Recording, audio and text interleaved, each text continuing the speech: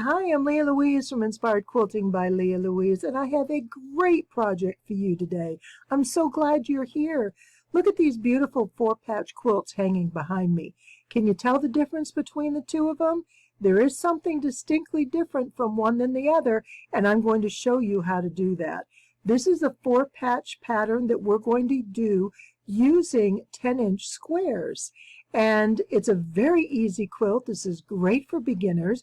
And there's two variations, the super simple, fast and easy, or take it just a little step further and make it a bit more interesting. So I want you to follow along and see how this is done, and you can make your own quilt.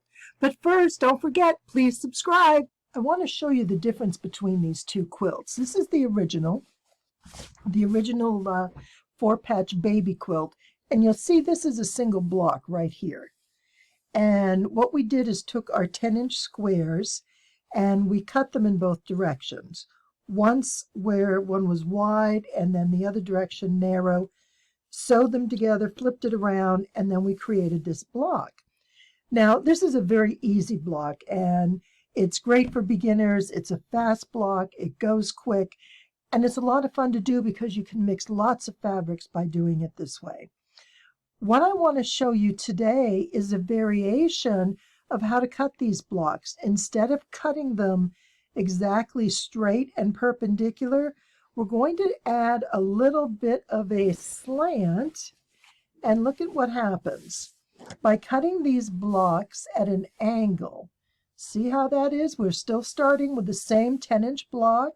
We're using 4 colors per block, but instead of cutting it exactly straight, we're adding a bit of an angle in both directions, and it just adds a really fun look to the quilt. And that's the difference that I want you to see before we get started, so you know exactly what we're doing. So let me get some fabric together, and we'll get our 10-inch squares, and I'm going to show you how to make this quilt. And by the way, the downloadable tutorial for the baby quilt is in the description below, so make sure you download that. Okay, here we go. Let's get started. These are the same fabrics I used previously in a 4-patch baby quilt.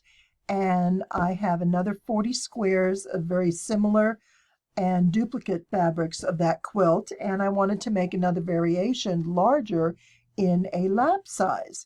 And if you recall on this square, this is just a simple 4-patch. We made one cut across here, and then across here, and then just flipped one around.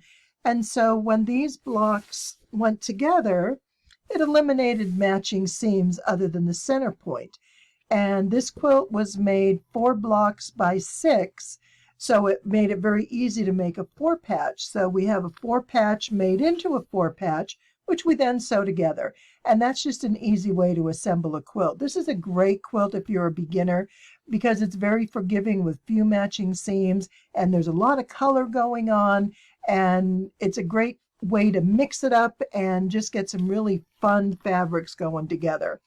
Now, what we're going to do different with this quilt is I have my piles divided into 4 different stacks. I have a total of 40, so each has 10. These are my lightest, these are my darkest, these are my brightest with all the dots and things of that, and then this is sort of the other stuff. And so what I want to do is make sure there's no fabric duplicated between piles. All of these dots are in one pile. So as I'm drawing from each pile, I'm not going to duplicate within the block. So let's start with the top from each of these. And we're just going to lay them evenly on top of each other, lining up the corners. And as I said, everything measures 10 inches. And we are going to cut this in order to make a 4-patch. But we don't want it to be exactly the same. We want to change it up a little bit. So what I'm thinking about here is we can change each one a little instead of making them all. I believe that one was 5 and 4 or 6 and 3 or somewhere like that. We can do some a little narrower, some a little bigger, so that it'll be more random and not everything is going to be matchy-matchy. Because in that 4-patch that I showed you, the larger one, each block was exactly the same size the way they were pieced. So what I think I'll do here is I'm going to go ahead and kind of cut this on the narrower side and keep this bigger. But instead of making it absolutely straight, I'm going to give it a twist. Now, I'm going to show you, I'm using the grid, and I'm doing that intentionally because I want this to be no more than 1 inch away. So this is straight in line with the grid. One end or the other, I'm going to move over by 1 inch. Now, the reason I keep it at that 1 inch is if I take it wider than that, I'm going to get a really strong diagonal, and that's going to reduce the size of my block because it takes more seam allowance to make up for that diagonal. If you keep it on a small scale, you're not going to lose so much in the dimension of your block. So if every cut you make is within that inch angle, then you're going to have the uniform sizes all the way across. So let's make the first cut. We go from top to bottom and holding your ruler in place, and then we're going to do the same this way. Now, since this is narrow, this is large, this would be particularly large, and I'm just going to decide, do I want to put it towards the middle? Do I want it to the top? And each one can be, a personal decision depending on what you want to do. So I'm going to put this just below halfway of the block, and then I'm just going to cut it. And again, I have this so that I'm, within my inch apart. And now I'm going to cut it this way. Now, like I said, these blocks will come out a little bit smaller than the others because we have an angle in here. But because it's just a narrow angle, it's not going to be nearly as prominent, and it's not going to reduce your block by a significant amount. We're probably talking 1/4 to 3/8 of an inch. So now, before I sew this together, remember there's four fabrics in here, and now I have 4 squares. I don't want to have anything the same on any of my blocks. I want 4 different fabrics on each one. So I'm going to take 1 and put it to the bottom there. Then I'm going to take 2 and put it to the bottom here. And now I'm going to take 3 and put it to the bottom. So this is the way my block will look. Each of these 4 blocks are going to have the same fabrics, but they're going to be in a different location. So this next one is going to have this down here. This will have the dots. This will have this fuchsia color. And so this is a great way to arrange your blocks to get your different colors, but it's also a fun way to get a little bit of a different look by turning it a bit to an angle, a bit wonky, a little bit improv, whatever you want to call it, but it's not complicated or difficult. It's just the way we set the ruler when we cut. Now, the first thing we do with these blocks is we're going to sew the 2 sides together, and then we'll sew 1 seam across. What I want to show you is when we put these seams together, we're going to line them up. And see, a lot of times when you work with an angle, the tips, you get little dog ears that hang off the end. But see how nice these line up? We're going to be able to take our 1/4 inch seam without any difficulty whatsoever. And same is going to be down here. We're going to put these 2 pieces together, and they're going to line up nice and even. We get our 1/4 inch seam. See, there's just a little bit right there, but that's pretty insignificant given what we're doing. It's still within that 1/4 inch seam area. So this is going to work out excellent. Now what I'm going to do is take these 4 and sew them, put them into their blocks, and I'll get them pressed.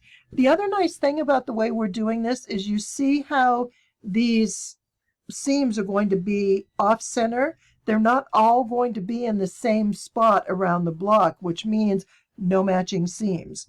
We will match these corners where the blocks join together, but along the sides, we're not going to have to worry about it. So let's get this sewn together, and then I'll do another quick cut for you. We want to do it in another direction so you get a feel for that, and we're going to make a quilt. Here's my first stack of 4 blocks, and what I did is I took the top pair and sewed it together, chain stitch, and did the bottom pair of that layer. And then I went to the second layer and I did the same thing. I took the top and then I took the bottom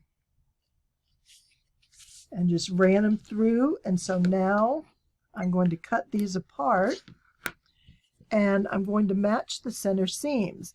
Now it doesn't matter which way you go because these seams are going to nest only with each other, and these are not going to match up anywhere else. So you're free to use whatever works best. If you want to go to the light or to the dark or to the large or to the small, that's your choice. But what you want to do, most important here, is that you're lining up this center seam and not your outer edges. So what you want is to make sure that that seam's going to line up right there. When you have it lined up and ready to go, you should be able to fold it over and right at your 1/4 inch seam. That's going to line up with your seam allowance. Then you're going to sew across the entire piece. And then you'll have what looks like this. And so now we have this seam sewn across and it's pressed. And like I said, you can choose which way to press, whatever works for you. And then you just go through. So we have 1, 2, then this will be block number 3, and this will be block number 4. And each one, though they have the same fabrics, have a different layout. Now, the other thing that I may do is, as I make these, is create 4 piles, so that as I'm putting piles together, these same color combinations won't end up next to each other. So I'll start a pile with this, this, this, and then with the next 4, I'll put 1 on each pile. And then I can draw from those piles as I'm putting blocks together. And that's just another way to keep them from getting too close together. And that's just something I try and do as I'm sewing, because on a quilt like this, where there's so much going on, there's lots of fabrics, there's lots of pieces, I don't want to have to take the time in between towards the end to decide which block is going to go next to which. What I want to be able to do is come in with a variety of options, put them next to each other, and then create my 4 patch, and then those 4 patches will go together. And if I'm careful in the beginning of how I put them together, I'm not going to have a problem with duplications. But what I wanted to show you here, even though these two won't go together because they're the same colors, but see how these seams are not going to line up? So we're going to put this together here, and then that's the way our blocks are going to look. So they're all going to be just a little bit on the wonky side, which is kind of fun.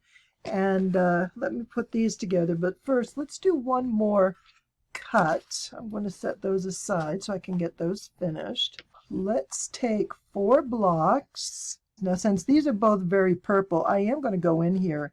I know there's a blue one hidden down here. And I'll take this blue one out of this pile. That'll just add some contrast, so they're not too monochromatic. And what do we have in here? We already have dots. We don't want too many dots. How about something with a little yellow? That would be pretty. Okay. And you can tell when 10-inch squares are cut either by me or by the manufacturer, they're cut from different places, then they're going to be slightly different sizes. And generally, I can work around that. And I'll put everything where I want it to be. There we go, like that. Okay, so I have my 10 inches. Now, last time we did something a little like this, and maybe I'll do it more on this direction. So this is the line that I'm working with. I'm going to go there. Now that last one was at about 3 inches, so I'm going to probably take this to about 3.5, just to make this side a little wider. There's no right or wrong, just, you know, however you want to do it. And again, I don't want it too far one way or the other. I sort of want them all to be in the middle-ish. And let's see, let's kind of come down this way. That's that square. So there we go. That's our within an inch.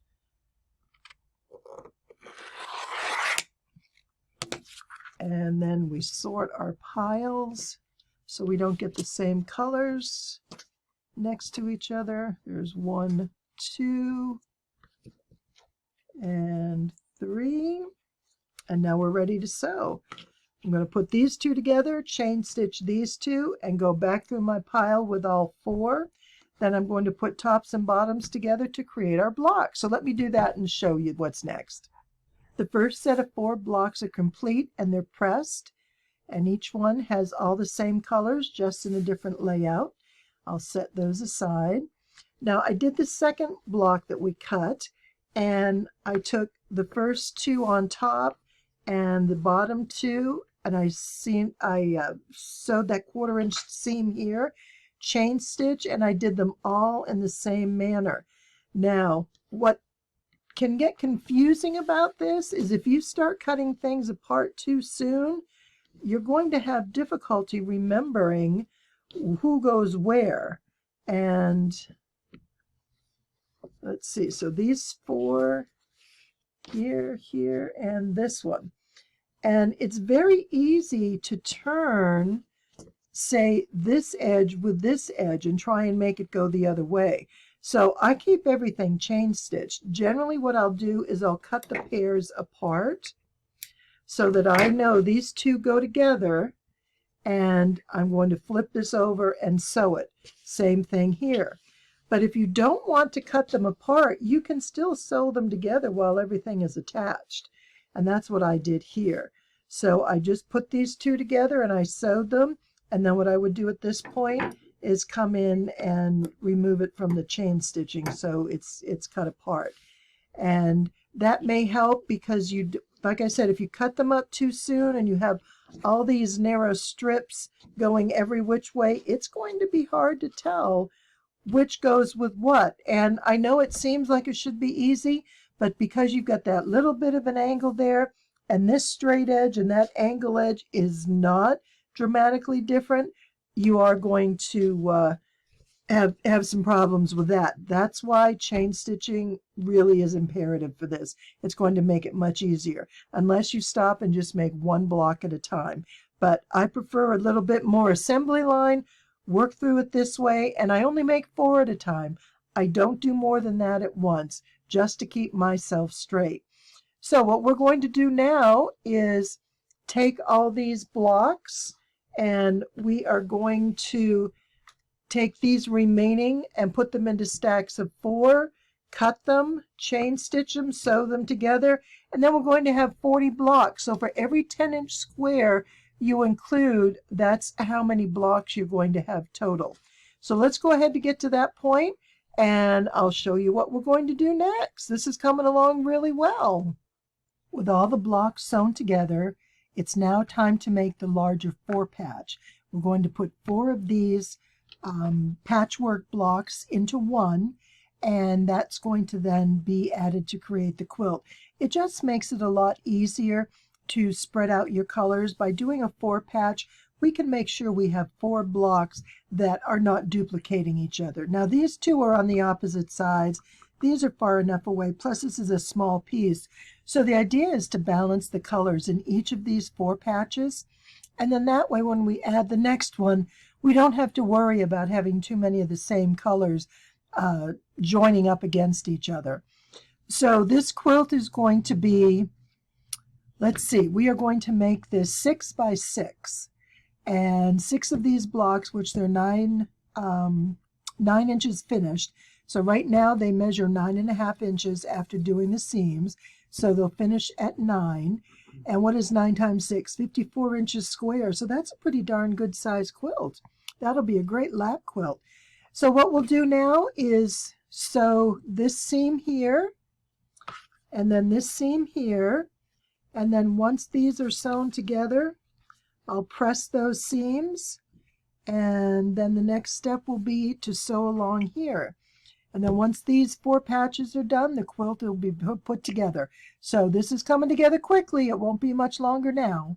Look at all these fabulous, fun fabrics together. And we've got some great, nice square blocks inside of a 4-patch, yet these are all a little on the wonky or asymmetrical or improv, whatever you want to call them. They can be anything that we want. But they are so pretty, and these colors just look so good. And that little bit of teal and green in there brings out some nice highlights and contrast, and get some of these funky yellow dots and lines and some orange. And I love a quilt filled with lots of color, and batiks are sure the way to go with that. And this came out really well. I think you will love making this. So you need to give it a try. I've got the pattern for the original quilt, and you can use that same pattern for this. Just make the diagonal cuts, and you're good to go. So here we are, another quilt for you to make, and I bet you can get this done pretty darn quick. And it's always fun to see the swirl and see all those colors just wrapped around each other. They're beautiful. Thank you so much. I'm glad you were here to join me today in making this quilt, and I hope you get a chance to make one soon. Be sure to download the information below, and don't forget to subscribe.